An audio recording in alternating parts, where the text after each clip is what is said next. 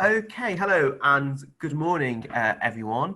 A very warm welcome to this career event, which is going to focus on those careers associated with mental health. And we know that it's an area that many of our students want to go into. Just so you know, we are recording and we're streaming this event live, both to our current students and also potentially to students who will be starting psychology in September. So a very warm welcome to you all. For those of you who don't know me yet, I'm Duron and I'm a senior lecturer here at the University of Manchester where I teach social psychology. But I'm also the employability lead for the programme, which means that it's my job to make sure that there are lots of opportunities for you to develop those critical key transferable skills that you're going to need when you go into the world of work. And to help me to do that, I work really closely with our award-winning careers team, and particularly with the fantastic Amanda Conway and Jane Whitmore, our career consultants for psychology, as well as our alumni office. And Jane is with us today, which I'm delighted to say. She works very hard to, make sure that there's lots of opportunity for you to develop those skills. And Jane and Amanda tell me that mental health is one of the key areas that you guys are interested in, which makes sense because you're psychology students. And really, one of the best aspects of my job is just welcoming back our alumni and finding out what they've been up to. Nothing makes us more proud on our program than to welcome back our students and to find out what they've been up to and to watch them flourish when they leave the University of Manchester. Just some housekeeping before we begin. Before I hand over to the panel to introduce themselves, we just ask you to make sure that your microphones are on mute, just so we don't get any interference, and also that your cameras are off. But at the same time, we really want this to be an interactive session. So if you've got a question, absolutely ask it by sending a message in the chat to Jane, who's going to be monitoring all the questions that you've got. So I think that's everything from a housekeeping point of view.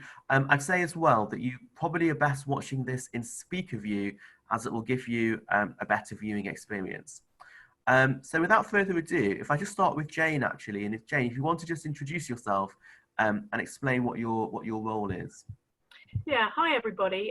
As Duron said, I'm one of the psychology careers consultants. So we, myself and Amanda, particularly look after people from your discipline, but we work in the wider BMH faculty. So again, as Duron said, we've got a brilliant opportunity today to question, get the wisdom and the guidance from some of our alumni who have been where you are and experienced, life as an undergrad, and have now moved on. So please, as a question occurs to you as we're going along, type it in the chat function, and what we'll do once our speakers have sort of talked about their mini biographies, we'll have a chance to ask those questions to the panel. So I'll be moderating, I'll be answering those posing those questions. So please do type away. Okay, thank you.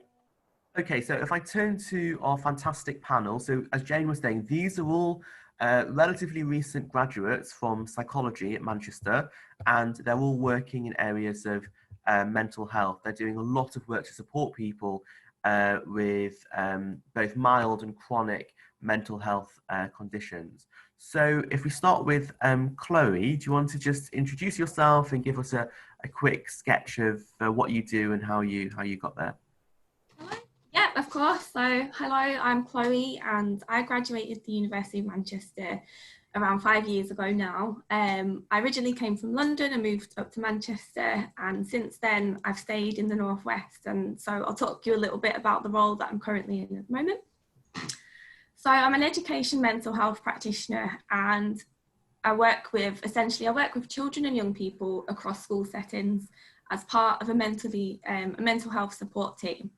It's a new role which was funded through the NHS in collaboration with Health Education England, so that children can access psychological support services, not just kind of in community settings and NHS and clinic settings, but in the heart of education where they spend a lot of their time.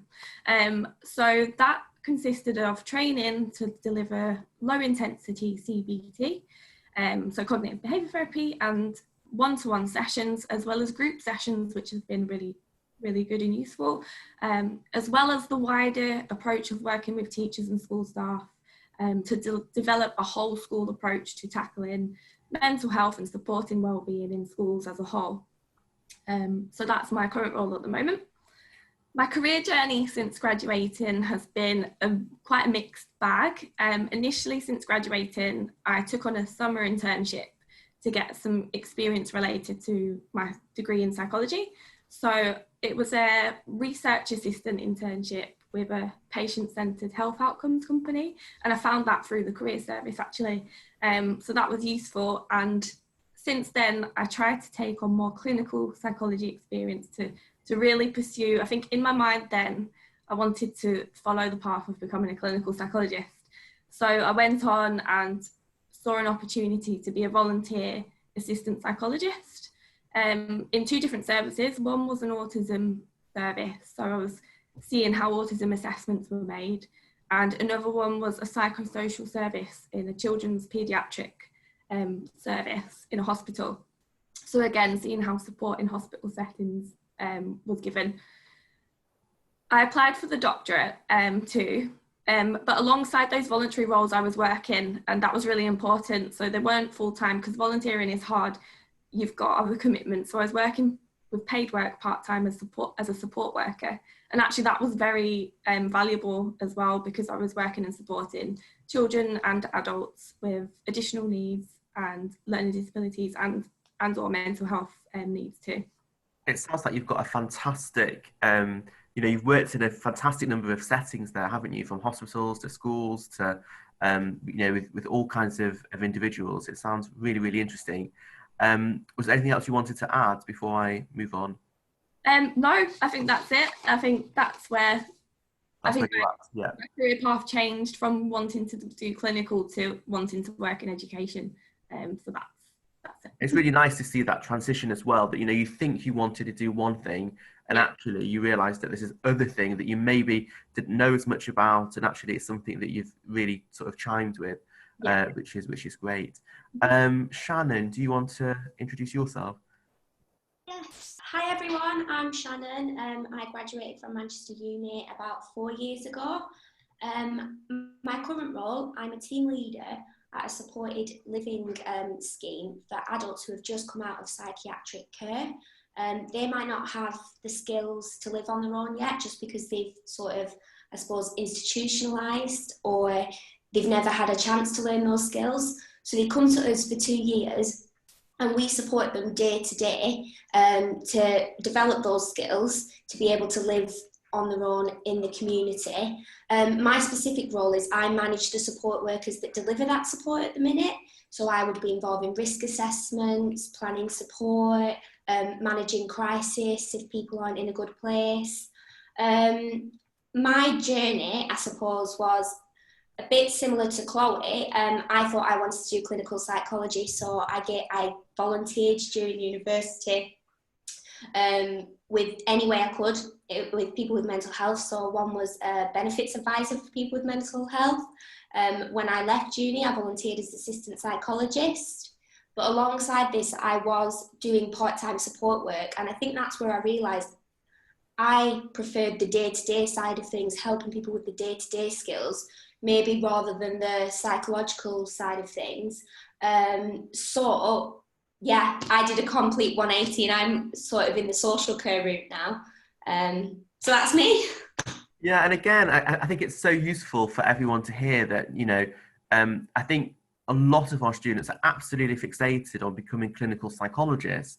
And Jane and Amanda Conway and I were talking to a clinical psychologist recently, and they were explaining that actually there's so many different routes, particularly if it's the pragmatic day-to-day helping side that you want to go into, rather than a more theoretical research-led side as well.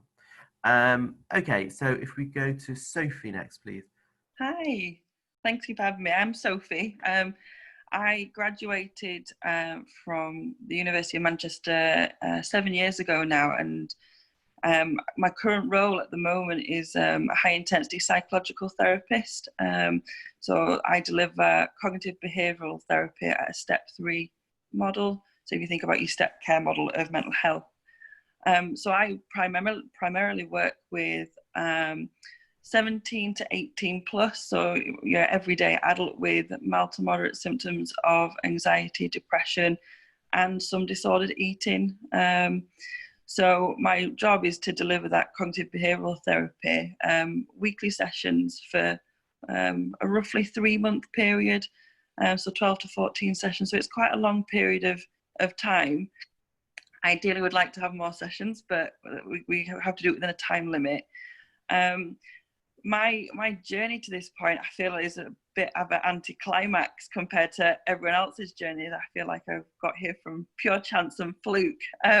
So when I finished university, I was already volunteering for a charity called Self-Help Services, which is literally 2 minutes down the road in Stretford from the university. And I was working as just a support worker for computerized cognitive behavioral therapy. From there, as I was graduating, they offered some low intensity therapy posts.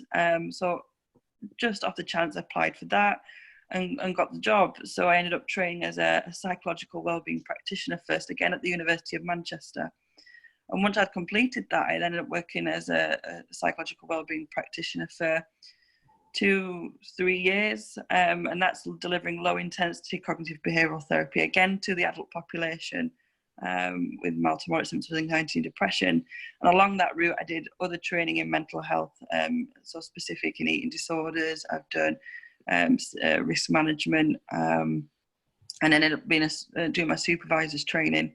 But after 3 years, I was, again, just like the previous 2 candidates, was so set on doing clinical psychology when I left. And it was only until I became a high intensity therapist, once I graduated from the University of Sheffield about 2 years ago now, that I realized it was working with the everyday person, that, you know, you could walk past these people on the street and you couldn't tell that they're going through these internal struggles. And it was having that platform that they would talk to you about stuff that no one else would ever talk to you about, and actually seeing people's quality of life improve. They would, you could hear the change, you could feel the change, and it was that feedback that I thought, actually, I'm quite happy with doing what I'm doing right now. So I feel like it was really interesting to get that same reaction from the other 2 candidates, that I also had that same kind of moment of, actually, no, this is what I want to do, which is quite nice. So and it seems like all of you have sort of quite naturally been hooked on that sense of helping somebody, of really seeing those changes. I mean, it sounds like you've all got fantastic, you know, I can't find the word, but fantastic happiness in your job and satisfaction in your job, I suppose. And again, it's fantastic to see that you know, sort of fell into it just because you took the initiative to apply for something. And I think that there's a message in that as well, that, you know, you don't know where you're going to end up. So apply for stuff, and if it doesn't work out, fine, but it might just lead you indirectly to a job that absolutely fills you with satisfaction, and that's fantastic. Okay, so if we move on to Stephanie. Hiya, so I'm Steph. So I graduated in 2013. I was the same cohort as Sophie. I'm going to buck the trend. I've had a very traditional health to clinical kind of history. So I actually found it really difficult to get a job in a clinical psychology related role when I first graduated, and it took me about 2 years to get started. I was working in bars at the time, which was not where I expected to go, but I got a job volunteering on a neuropsychiatric unit and just kind of getting a bit of experience there.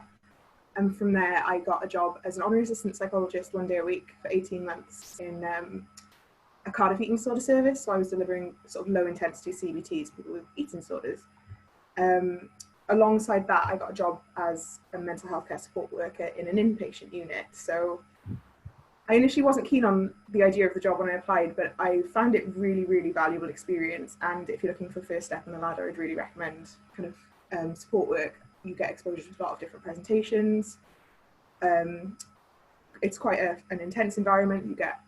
You really kind of learn quick how to deal with quite challenging situations, which is a great skill. From there, I moved to London and I got a job as an assistant psychologist in an East London eating disorder service, which I found great. I was delivering kind of group therapy, individual low intensity CBT. I was involved in a lot of research there. And some of that was published, which was great. It's a nice way to sort of get started on the research side. So from there, I went to, where did I go next? I did my master's next in abnormal and clinical psychology in Swansea University. Just because I felt like my research wasn't, I wasn't as skilled at research as I was at clinical, which was great. And I worked as a research assistant alongside that. From there, I'm in my current role. So now I'm an assistant psychologist in an early intervention service for young people with psychosis. So people between 14 and 35 who developed a first episode of psychosis. So the aim of the service is to stop or to try and manage relapse, to reduce risk. So we take a very pluralistic approach there. So any kind of therapeutic approach that works for the individual. So I deliver sort of low intensity CBT and DBT, which is dialectical behavioural therapy. But there's also cognitive analytic therapy and EMDR, all these really interesting therapies in the service. We run physical health groups. I do neuropsychiatric assessments to sort of understand if there's any deficits. So like the WACE, which measures IQ, I've done one of those recently. And I also evaluate the service to make sure people are being referred, to the right service and they're not kind of getting bounced to us accidentally. So that's a big part of my role at the moment. I'm leaving that in September and moving back to London because I've got on the clinical training doctorate in. Oh, congratulations. So, thank you. That's fantastic news. And I'm so proud of you all. I mean, it's just such a lovely thing to hear how much you've all been doing. And also that you're transforming lives. And I think one of the things, Steph, that you said, which I guess is really interesting, is just the idea that, you on that initial job, I think it was working in the inpatient psychiatric ward, I think you said you weren't that keen on it, on the idea of it. And then actually, once you were in it, you really enjoyed it. And of course, it's just one thing's opened lots and lots of doors. And I think that's the other theme that's coming out, that, you start off with one small thing and then you build up. Can I just ask a question, because I'm really interested, but a lot of you are using the term low-level CBT, and I just think for our audience, can you explain, does anybody want to explain before we move on to Clementine, what that is? Maybe Steph, because I think you said it. Sophie might actually be even better, because I think Sophie's delivered low and high intensity, but... Okay, yeah. Yeah. Of course, so Sophie, do you want to maybe explain the difference between low and high intensity? I'll give it my best shot, because sometimes the lines are quite blurred for services. So mental health is very much run, or is supposed to be run, on what we call a step care model.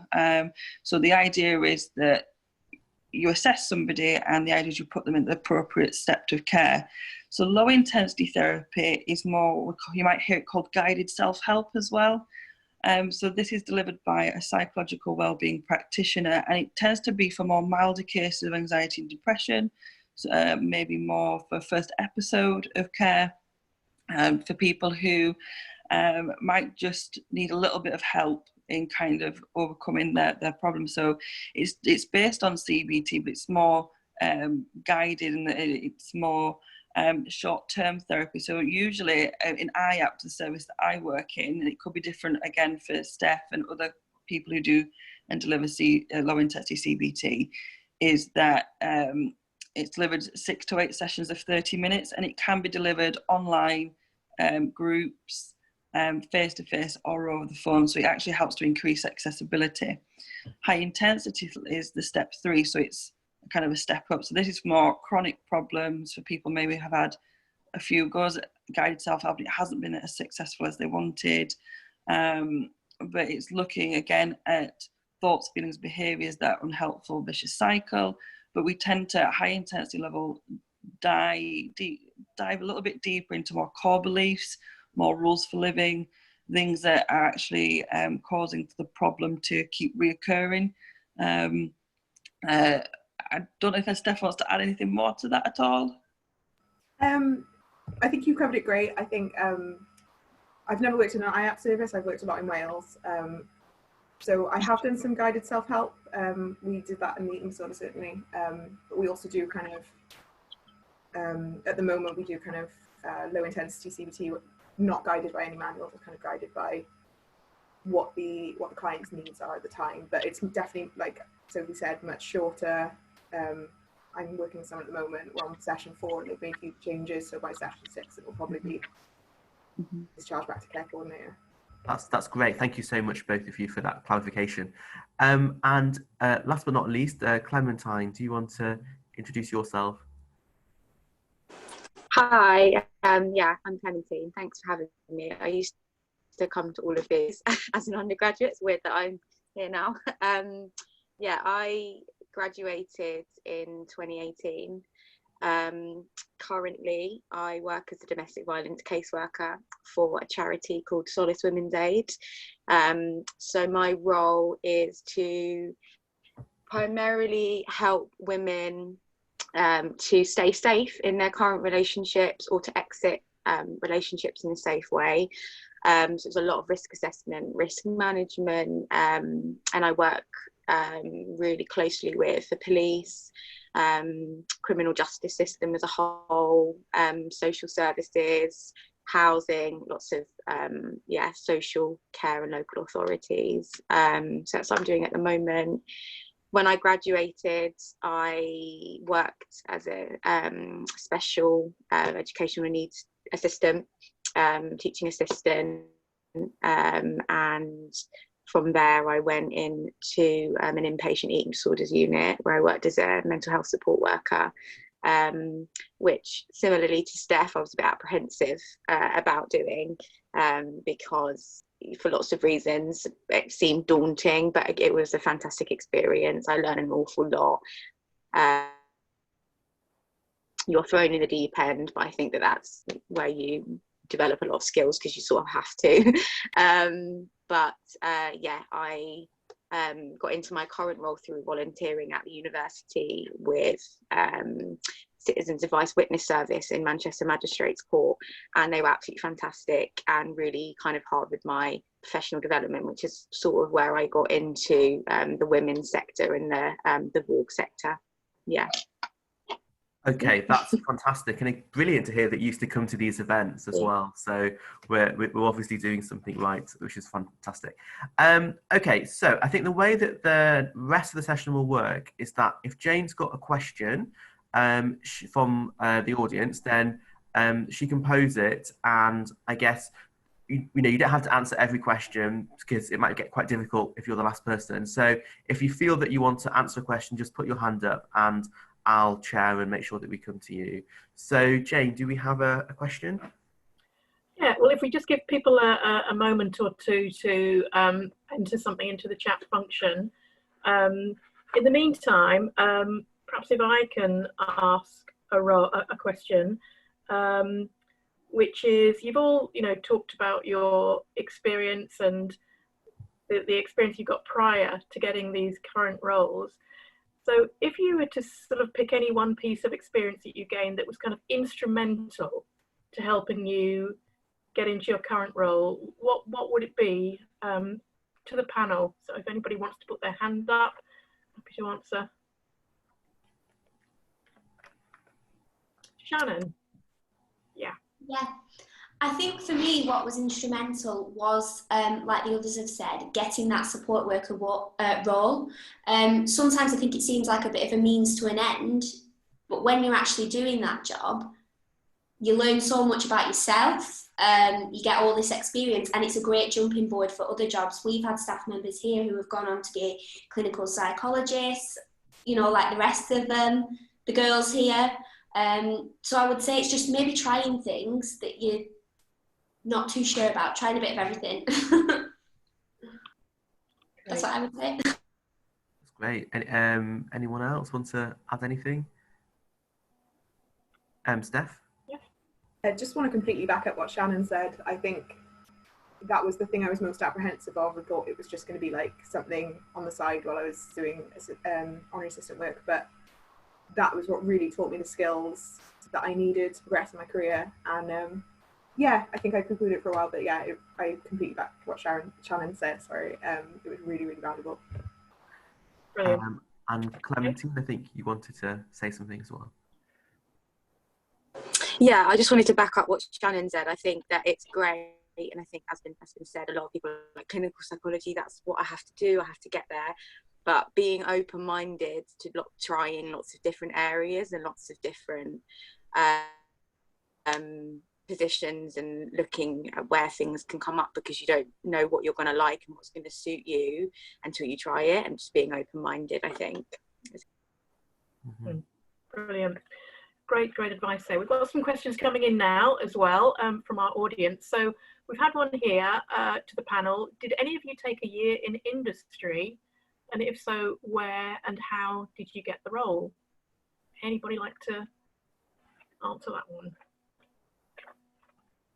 Did anybody, put your hand up, did anybody take a year in industry? I didn't take a year in industry. I think that was sort of after my cohort. But we did have a module where it was work experience based. And in that time, the university actually helped us, you know, offered us lots of different volunteer roles we could go for. And I actually picked up a research assistantship there. So that's about as close as I got. But that's great, and again, those units continue to run. So we offer a 30-hour work placement package, as well as a year in industry if you want it now. So for those of you who, you know, perhaps don't want to do a whole year in industry, you could do what Shannon did. Was it the 30-hour placement? Shannon, yeah. And it's just another route into, you know, having some hands-on experience. Absolutely, it's a great way of trying things without having to majorly commit to time. Got some more questions, so let's carry on. Question here, low intensity CBT, is that more of what a counsellor would do? What is the main difference between a counsellor and a psychological therapist? So I don't know if Sophie particularly wants to answer that, or to the panel. Sorry, yes, I'm happy to answer that. So low intensity therapy is different. It runs on a different model to counselling. Counselling tends to explore people's emotions and things that have happened in the past and how that is affecting them now. Low intensity therapy and high intensity cognitive behavioural therapy really much focuses on the here and now, how that person's feeling in the moment, what's going through their mind, how it's making them feel, and then how they're responding to that, and how it's actually maintaining the problems. We look at what we call vicious cycles. So, for example, if, let's say, a phobia, a thought could be, I'm frightened that dog's going to bite me, you're going to get really anxious, so you're going to avoid the dog. In short term, that's helpful, but in the long term, obviously, the anxiety remains. So what CBT does is we assess the unhelpful thinking style, and we assess the unhelpful behaviour and come up with an alternative way of responding. So it's very, I kind of describe it as, to people I work with, as life skills more than anything, because these things that we're going through with people are transferable, but it's very much focusing on how people would respond in the moment. I hope that answers the question between the two. And I can't really speak a lot about counselling as such, because I'm not a counsellor, so I can't give much more information other than that, really. So I don't know if Steph or anyone else can. Anything to add there, Steph? Yeah, much like Sophie, I don't have any experience with counselling, but from my understanding, you don't need a psychology degree. You can kind of go through a separate route for that. You can go with a psychology degree as well. But my understanding is that, if in simple terms, it's more about, yeah, kind of your life experience and how you feel about that and how you think about that. Whereas therapy, psychological therapy, is more change focused. So Sophie's given a really good outline of CBT. There's others that kind of do focus on your past, like cognitive analytic therapy, but that would also focus on changing how you relate to other people, doing a lot of work to changing your behaviour and changing your thoughts to kind of improve your well-being moving forward. Great. I think Chloe, you wanted to come in as well. Yeah, I thought I'd just add with low intensity CBT, again, I'm not 100% sure with counselling, but it sounds like, so the kind of sessions that we do, they're quite manualised. So with anxiety and with low mood, although it's still person-centered, we have like a structure to the sessions because they're meant to be so brief. So within 6 to 8 sessions, we're meant to go through, like Sophie says, like the life skills, but it's quite manualized. So we'll have different topics for each session. Whereas I think with counselling, it can be driven through talking, driven by the person, and the sessions don't necessarily have a specific structure, I think. So I think that might be one of the differences. Yeah, it's really, really helpful. I've also just been prompted by one of our career consultants, and really this will be important for you if you maybe are coming to the university or if you're currently in first year and thinking about courses for next year. But Amanda Conway has done a little bit of research around that 30-hour placement that Shannon was talking about.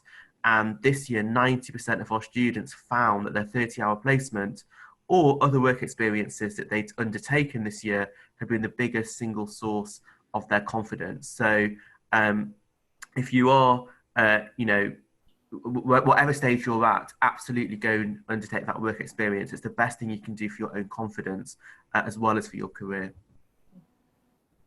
Absolutely. That's great. We've got another question here. The question is, with reference to pursuing clinical psychology and further study, is a clinical psychology degree better than a PhD? By a clinical psychology degree, I'm not sure whether we mean the doctoral training there, but it's kind of the difference between doing a PhD and whether that has any impact. So again, to the panel. Steph. I don't mind jumping in because I'm about to start the DClin Sci, and I think it's called the Clin Sci D in Manchester. But the main difference between the two is with a PhD, it's kind of purely research led, and it's a research focused kind of qualification, which you can do with clinical populations, but you won't be a clinical psychologist at the end. DClin Sci is it's a mixture of clinical placements, 3 days a week for 6 months each placement, and kind of writing a thesis, doing essays, exams, kind of the academic side as well. So you come out as a clinical psychologist registered with the HCPC then, and you can start practicing. I hope that clear. Yeah, that was really clear. That's great. Another question, they're coming fast and thick here. How easy is it to get relevant work experience? And I guess, where did you find it, guys?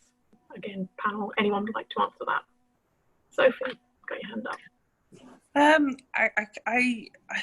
It's actually, surprisingly, there's a lot out there. I remember when I was at university, I was under the impression that it was going to be really incredibly hard and that I would never be able to get the experience because of, one, my age, and two, lack of experience, and obviously the competition out there amongst other psychology students and other students wanting to go in a career path with mental health. One of the things that I volunteered for a charity called Self-Help Services, who take on quite a few volunteers, so I'd highly recommend, because it's literally just down the road from the university, doing the computerized therapy. And I came over them by the fact that a leaflet was left in the Coupland building when we were still in the building there. A leaflet was left in the foyer asking for volunteers. But the NHS have also started to take in volunteers, and you can see that on NHS jobs, where they'll ask for group facilitators to maybe help greet clients, so you can get experience that way. Mind take on a lot of volunteers as well. So there's a lot of charities out there that will take volunteers, like the new Shout campaign. They take volunteers, the Samaritans. So actually, if you do have a look, there is so much out there, and that is actually mental health specific. And there's probably people on this panel that have other volunteer experience that they've managed to gather, but it's about doing that research and putting yourself out there that you would do with any other job, really. But yeah, that's it. Have a look on websites and just get Googling. Clementine, I think you wanted to, and then we'll go to Shannon next. So Clementine? Yeah, I totally agree with everything Sophie said. What came to my mind was when I was a student, I volunteered for Nightline, for Manchester, and I still use the skills that I learned there in my job now. Like, you get really extensive training in dealing with people in a mental health crisis. You're obviously manning phones and emails, and you're frontline worker in that position. But the training's fantastic, and I think I'd look into that as well if I was a student now. Great advice. Yep. So Nightline is our sort of telephone befriender service that is open to all Manchester University students. I think it's between 8 p.m. and 8 a.m. Every term night, and lots of psychology students undertake work experience there, because obviously it fits in well with their future career goals. Shannon, I think you wanted to come in as well. Yeah, I think it's kind of relating back to what we've already said, but it might be hard to find an assistant psychologist post, but you could find other posts that give you experience with people with mental health problems. Apply for those, because those are the things that are going to give you the skills to be able to be, you know, more successful if you wanted to be assistant psychologist or anything else. So it's reading a bit into things and just seeing all experience as good experience, I would say. Yeah, absolutely. I've got a question here that's come through. Did any of you guys do the Manchester Access Programme in Year 12, and did it help you during your degree if you did? No. Okay. Okay. So I can't answer that question. We can move on. I've got quite a few questions here coming in. Somebody's asked, following on from what we were talking about previously, what is the role of an assistant psychologist? Is it easy to go into the role after graduation? Okay, good like that. Steph's got Sorry, I couldn't unmute myself then. It's quite a varied role, and you will find a lot of variation between assistant psychologist posts. So I would say broadly, you're involved in the clinical side, which will be therapeutic interventions and formulation of clients, and also the research side, which will be kind of service evaluations. There's research projects in the service. It will be recruiting people, kind of gathering data on the service. So I think those are the two kind of broad panels of it, but it's very different within it. And like between my assistant posts, I've done very different things. Like I organised a conference in my job in London, which I was not expecting, but it was really good experience in kind of leadership and organisational skills. Being frank, it is quite difficult to get into. And I think being honest is the fairest thing there, but it is by no means impossible, even though it felt it at the time. But yeah, I think just taking a really assertive approach to finding experience, reaching out to your local health board to start volunteering, to start mental health support work, just applying regularly. Kind of, there's a lot of clinical psychologists who will always be willing to help you as well with applications if you can reach out.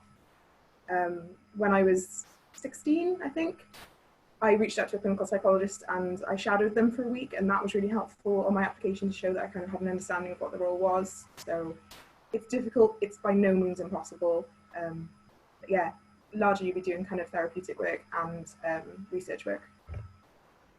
great. Shannon. Hi, I think a key thing as well, because I've been an assistant psychologist myself, to get into it at first, it's likely that you'll have to volunteer and you won't get paid for it.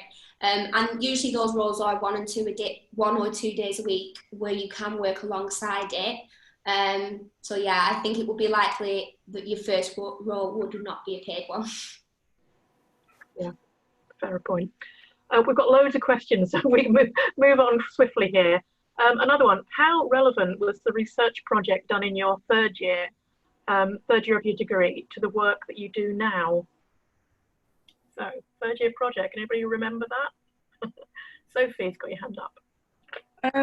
It's really interesting actually, because I remember thinking, I did my research project on the impact of exercise on people's cognitive ability to process information. Essentially, the idea is the fitter you were, the idea is you were better at processing information.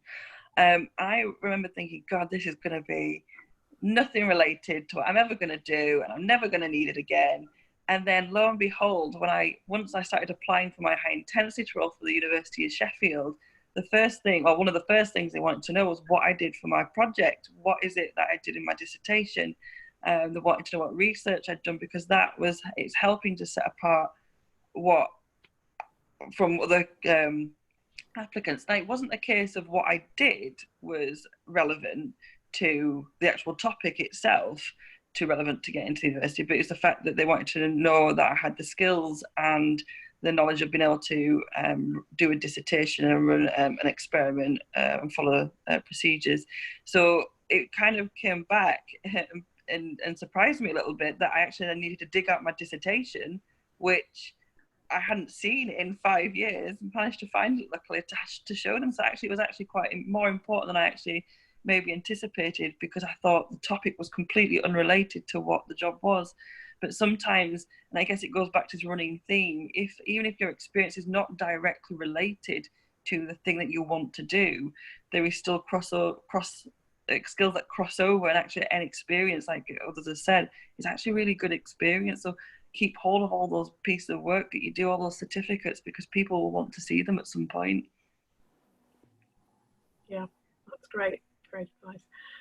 Another really good question, I think, here, and one that perhaps needs to be asked, and it's to all the panelists. Do you find your work emotionally challenging, i.e. helping people who are struggling with domestic violence, psychosis, etc.? And I guess, how do you manage that? How do you cope with those emotionally challenging? Steph's got a hand up. Looking at all the panel, we're all nodding very vigorously. It is emotionally challenging. You will talk about traumatic events, domestic abuse, sexual assault. You will talk about these things very regularly. But it's also a very emotionally rewarding job, because when someone has a good day or starts to overcome something, it's like an amazing high, and it's really great. But sorry, what was the second part of that question?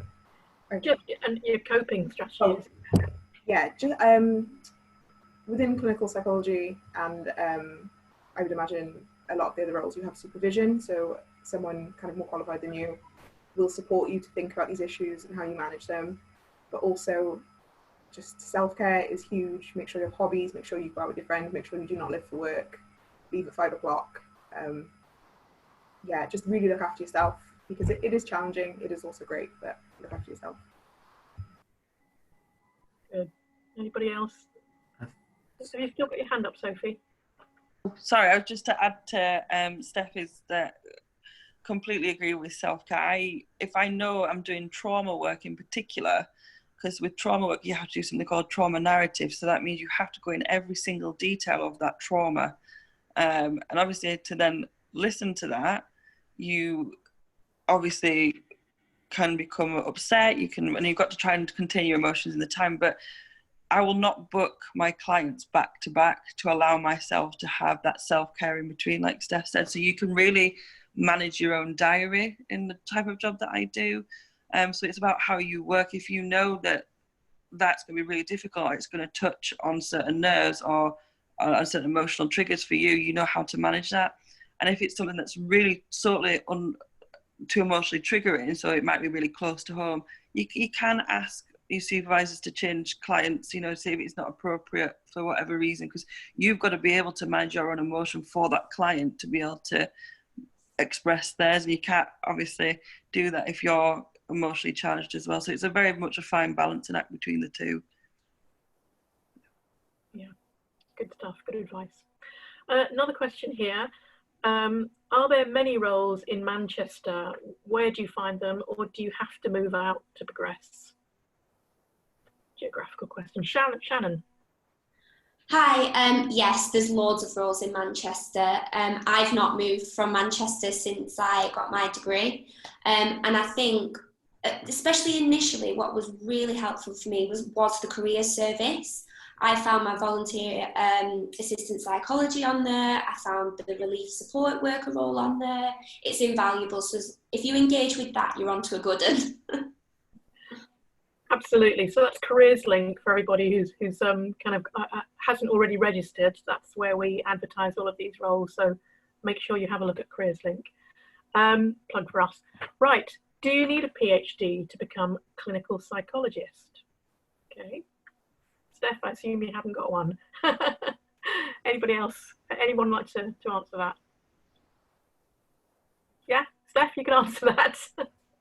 Yeah, just you need a Deacon Psy to become a clinical psychologist and to have what they call a core profession and to be sort of able to train in certain therapies.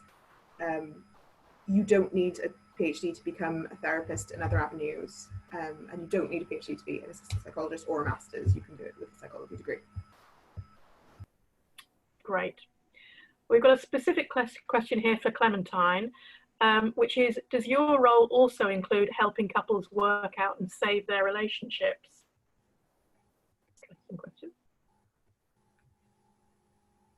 No, in short, no, it doesn't, because it's not, when there's domestic abuse, it's not a relationship breakdown. It's not of a marriage that's not working out, or a relationship. There's the dynamic in the relationship is unequal. There's an unequal power imbalance, and the power lies with the perpetrator, who is committing the abuse. So we don't ever advocate for anything like couples mediation or couples therapy, because it's not safe, and it can be used as a tool for further abuse by the perpetrator. So things like mediation and couples therapy are really separate. So yeah. Okay, thanks for that. Yeah, organisations like Relate, for example, would be more appropriate if it's that kind of mediation that you're interested in looking into. Okay, so what was most of the work experience and voluntary work gained during your time at university, before or after university? Anyone like to address that? Shannon again? Yeah, sorry, it's me again. I would say, so it was my final 2 years of university, and then afterwards, that's my experience of it, and it's worked out for me. I think Chloe wanted to come in there as well. Chloe, sure. Yeah, I think the majority was probably after. There were little bits throughout my undergraduate, and again, that's probably one piece of advice, is to do as much as you can, but again, managing what you need to do educationally and self-care and everything. But I'd say the majority came in the immediate time afterwards. But again, I think my second year was probably the most time I had before doing the dissertation and kind of having a bit of free time. So to me, that was an ideal year. And again, I wish I did a little bit more then. Okay, great. Interesting question here. How much do you feel you can make your work your own? For example, can you offer your own advice and your own beliefs, such as techniques to do with yoga, breath work, meditation, and nutrition? Anybody want to comment on that? Chloe, you've got your hand up. I think that, yes, I think when you have an opinion, your own beliefs, it's important in my role, particularly, is checking that those beliefs have an evidence base. So if, for example, yoga, actually those kind of self-care techniques do have an evidence base on relaxation and mindfulness.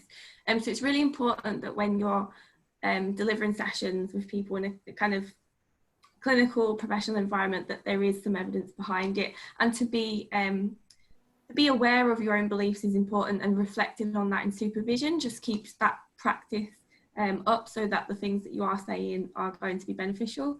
So it's important to reflect on your beliefs and just to keep doing some research around current evidence about kind of, for example, the effects of yoga. Great. Another question actually, which is for you, Chloe, again, if you don't mind, it's what is your day-to-day role like? Many questions here. Did you find getting into mental health in education difficult? Also, do you feel there'll be a greater need for mental health support in schools as mental health becomes more recognised and problems are increasing? Yeah, so Sorry, what was the first part of the question? Sorry, can I repeat them? Yeah, just what's your day-to-day role like, and did you find getting into it difficult? Okay, so my day-to-day role is a bit of a mix, and similar to like Sophie said, there is an element of being able to manage your kind of diary across the day. So we do kind of 3 different things. We do one-to-one sessions with young people, so I can book assessments and I can book sessions. I also do group work in schools, so if I feel that in consultation with school that that's something they want to take on board, I can spend a day doing some group work and planning with school.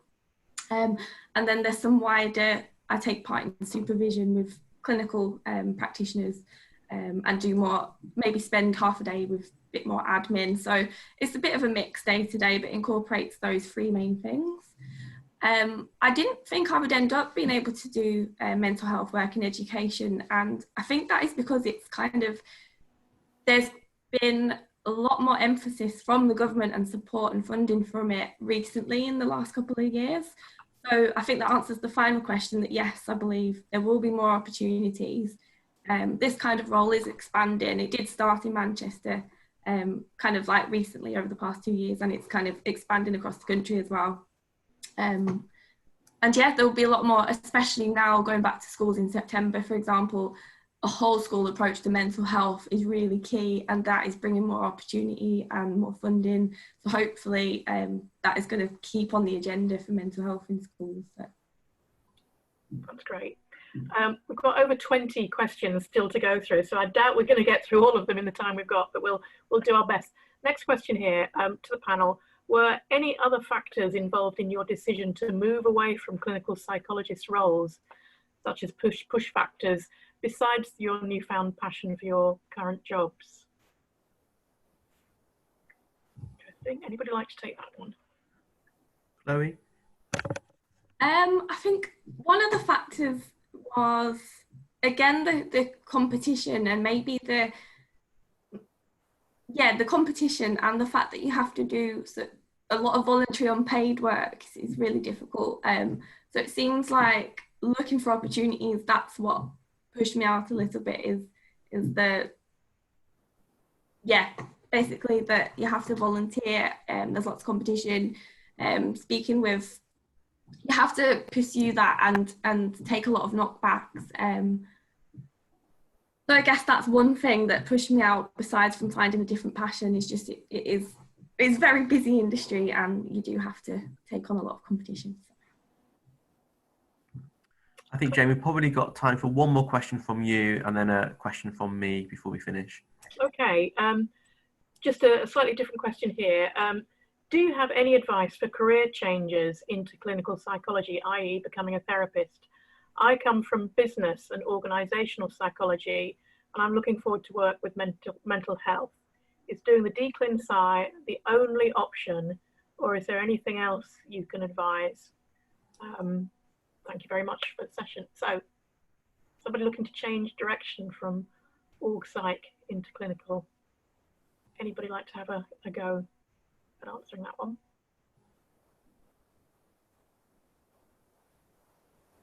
Shannon.